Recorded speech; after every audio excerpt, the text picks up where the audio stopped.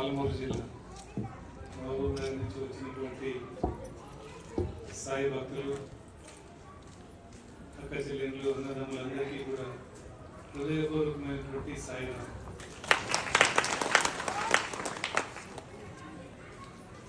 ఈరోజు ఇంత అశేష సంఖ్యలో మీరందరూ కూడా ఈ పరమ పవిత్రమైన పుణ్యక్షేత్రమైనటువంటి ప్రశాంతి నిలయం పుట్టపర్తికి రావడం జరిగింది.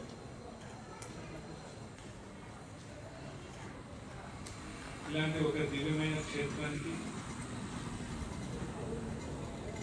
ఇలాంటి ఒక పుణ్యక్షేత్రానికి రావాలంటే అది కేవలం భగవత్ అనుగ్రహంతోనే అది సాధ్యమవుతుంది. ఈరోజు మీరందరూ ఇంత పెద్ద ఎత్తున ప్రశాంతి నిలయానికి తరలి వచ్చారంటే అది కేవలం స్వామి యొక్క అనుగ్రహము, వారి యొక్క ఆజ్ఞ వల్లనే మీరు ఇక్కడికి రాగలిగారనేటువంటి దాంట్లో ఏ సందేహం లేదు. ఈరోజు ప్రతి యాత్రకు విచ్చేసినటువంటి మీ అందరిలోనూ చాలా మంది కొత్త వాళ్ళు కూడా ఉన్నారని చెప్పి మీ డిస్ట్రిక్ట్ ప్రెసిడెంట్ చెప్తున్నారు. ఎంతమంది ఉన్నారు? మొట్టమొదటిసారిగా ప్రశాంతి నిలయం వచ్చినటువంటి వాళ్ళంతా ఒకసారి చేతులు ఎత్తండి. అంతా కొత్తగా వచ్చారు, చాలా సంతోషం. మీ అందరికీ కూడా ప్రపంచవ్యాప్తంగా ఉన్నటువంటి ఈ సత్యసాయి కుటుంబంలో మీ అందరికీ కూడా హృదయపూర్వకమైన స్వాగతం చూస్తున్నారు.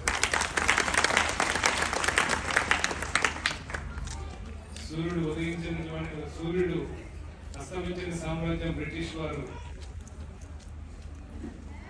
నెలకొల్పారని చెప్పి మనం ఎప్పుడు చదువుకునేవాళ్ళం చిన్నప్పుడు. అంటే బ్రిటిష్ యొక్క సామ్రాజ్యంలో సూర్యుడు అస్తమించడం చెప్తుంది. ఎందుకంటే వాళ్ళు ప్రపంచవ్యాప్తంగా కూడా వాళ్ళ రాజ్యాన్ని విస్తరింపజేశారు. అది ఇప్పుడు నిజం కాదు. అయితే సత్యసాయి ఆధ్యాత్మిక సామ్రాజ్యంలో ఈరోజు సూర్యుడు అనేటువంటి వాడు అస్తమించాడు. ఎందుకంటే స్వామి యొక్క భక్తులు 160 దేశాలలో ప్రపంచవ్యాప్తంగా స్వామి యొక్క భక్తులు కానీ సాయిరాం అని చెప్పినటువంటి భక్తుడు ఉన్నటువంటి ఏ దేశం కూడా ఈ భూప్రపంచంలో ఈ పటంలో లేనే లేదు. మీరు ఏ ప్రపంచ పటాన్ని తీసుకుని ఏ దేశం పైన వెలువెట్టి ఇక్కడ సత్యసాయి విభూతి ఉన్నాడంటే మీకు తప్పకుండా ఎవరో ఒకరు అక్కడ తారాసపడుతుంటారు సాయిరాం చెప్పేది. అంటే మన ఆత్మ బంధువులు ప్రపంచ వ్యాప్తంగా ఏ దేశం పోయినా మనకు బంధుత్వం ఉంటుంది. ఇది నార్మల్ అన్న, తమ్ముడు, అక్క, చెల్లెలు, చిన్నాయన, మామ కాదు. ఇది ఒక ఆత్మబంధం. సత్యసాయి భక్తులు అనేటువంటి చెప్పుకునే ఒక ఆత్మబంధువులు మనకి ప్రపంచవ్యాప్తంగా ఏ దేశంలో పోయినా మనకు తారాసపడుతుంటారు. మరి ఈరోజు ఇంతమంది మీరు వచ్చారు. చేతులు ఎత్తుమంటే ఆల్మోస్ట్ 90% అందరూ కూడా చేతులు ఎత్తారు. ఇక్కడ నుంచి బాబా ఎప్పుడు చెప్పేవారు, ప్రశాంతి నిలయానికి రావాలంటే నా అనుమతి లేనిది మీరు ఎవరు కూడా ప్రశాంతిలో అడుగు పెట్టలేరు అని చెప్పి. అంటే ఇంతమంది మీరు వచ్చారంటే స్వామి యొక్క అనుమతి మీ అందరికీ కూడా లభించిందని చెప్పే దాంట్లో ఇంకా వేరే సందేహమే లేదు. ఇప్పుడే వెంకట్రావు చెప్తూ చాలా ఏదో అభిమానంగా పెద్ద ఇంట్రడక్షన్తో ఇచ్చాడు. ఒక పక్క వాస్తవాలు అయితే మేనేజింగ్ ట్రస్ట్ అయితే ఒక సంస్థలో పనిచేసే ఒక మొట్టమొదటి సేవకుడు ప్రశాంతిలో ఎవరంటే మేనేజింగ్ ట్రస్ట్. మిగతావన్నీ కూడా పక్కన పెడితే ఇంత పెద్ద మేనేజింగ్ ట్రస్టీ ఆయన ఈ ట్రస్టుకు పెద్ద అని చెప్పి చెప్పుకోవడం ఒక నార్మల్ సెన్స్లో అయితే అది నిజమైన కానీ సత్యసాయి దగ్గర ప్రశాంతి నిలయంలో మనం అందరూ కూడా సేవకులు మాత్రమే. అది తెలుసుకున్నాక అందుకే ఈ రోజు ప్రపంచవ్యాప్తంగా స్వామి యొక్క ప్రబోధలు అంత విపరీతంగా వెలిసాయి. అంత విపరీతంగా అందరూ కూడా ఆకట్టుకొని అందరూ కూడా తన సొంతం చేసుకున్నారు.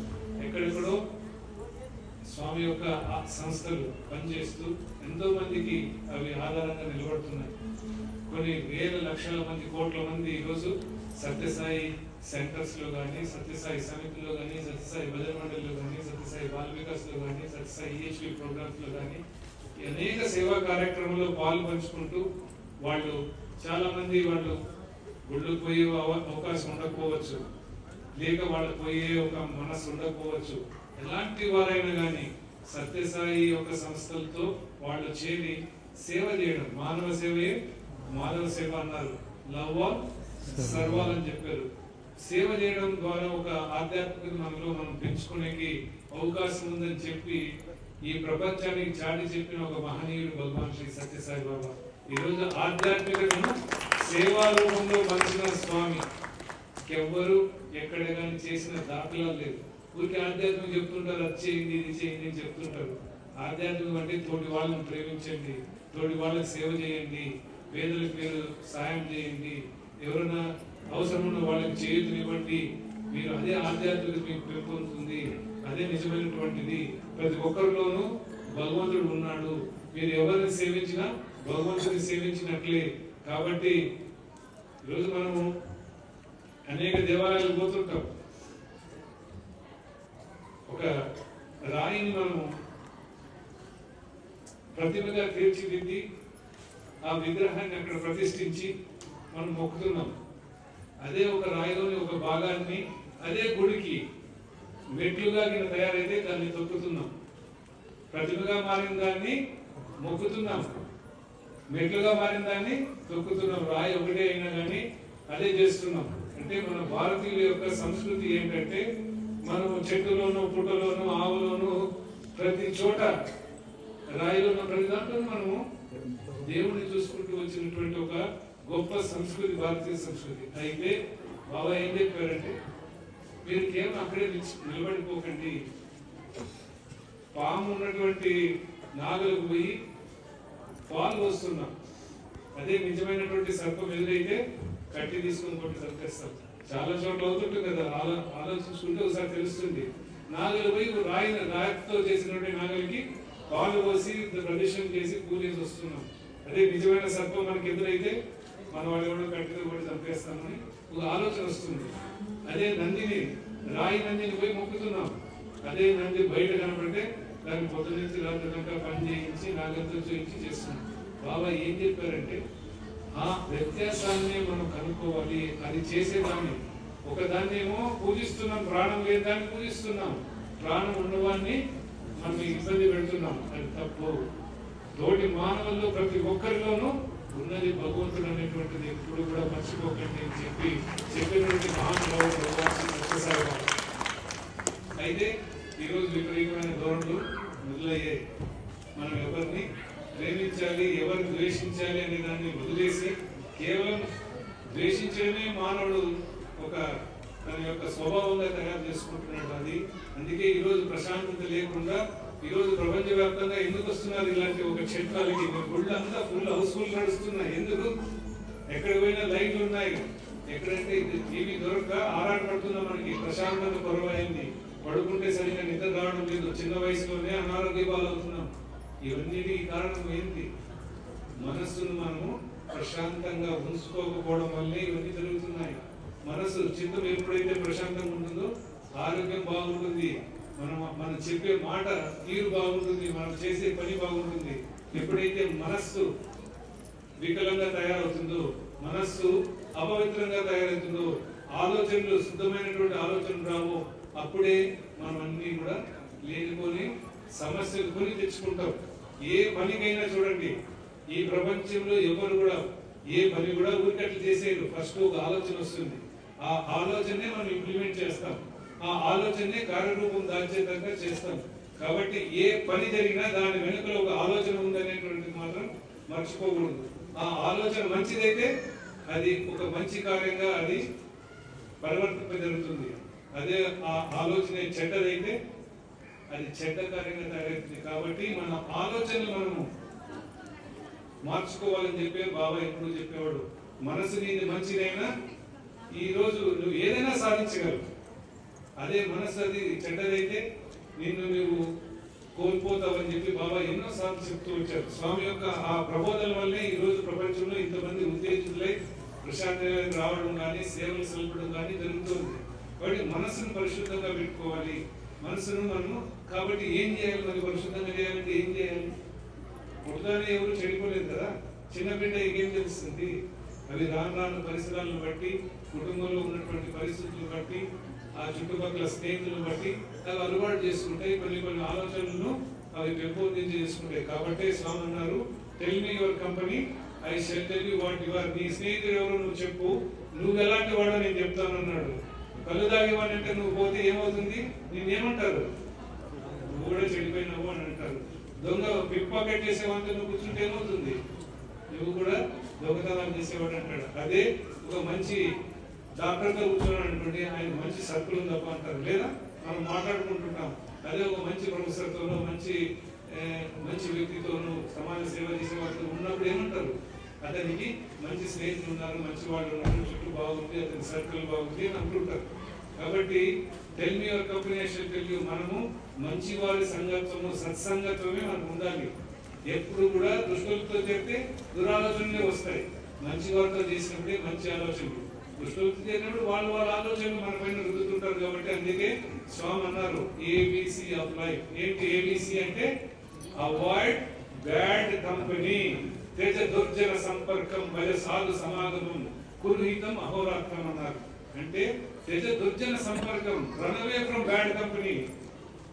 మనకు అలాంటి వారు మనకు సరిపోని వాళ్ళు అంటే, సరిపోనంటే మనకు చెడు నేర్పించే వాళ్ళు చూస్తే పరిగెత్తి వెళ్ళిపోక్కడి నుంచి తేజ దుర్జన సంపర్కం, భయ సాధు సమాగమం అంటే మంచి వారి యొక్క స్నేహాన్ని కోరుకు, కురుహితం అహోరాత్రం, ఎప్పుడైనా మంచినే చేయి.